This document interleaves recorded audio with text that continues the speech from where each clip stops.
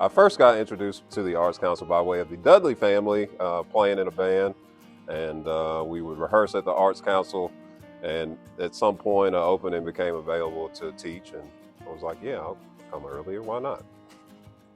Okay, my introduction to guitar was actually by way of the latter part of 8th grade. You know, when nothing's really going on at school.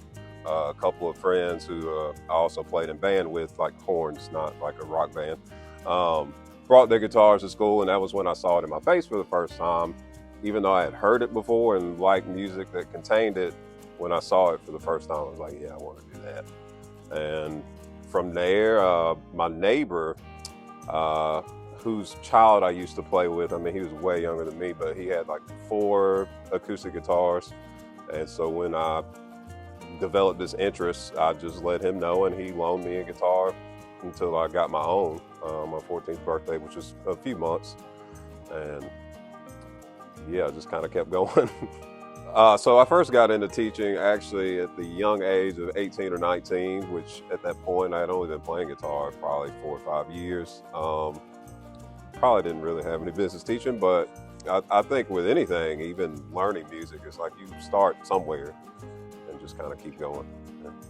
Watching them get it, I would say probably my most favorite part is the ability, or when they get to a point where we can like play together, like without any other music or recording, just the 2 of us play. That's probably the most gratifying.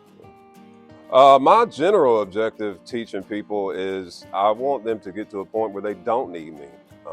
In the end, I mean, when you think about, I guess, again, anything, it's like there's beginner, intermediate, expert. It's like, and at the same time, when you stop and think about it, it's like, what really classifies you as being either one of those things? I mean, maybe beginner is obvious, but once you get to intermediate, going into advanced, it's like by the time you're advanced, you can probably do things on your own, and you don't really need my help. So that's where I like to try and get them to, just a point where they can do it on their own. Number one, I gotta say, probably just the atmosphere.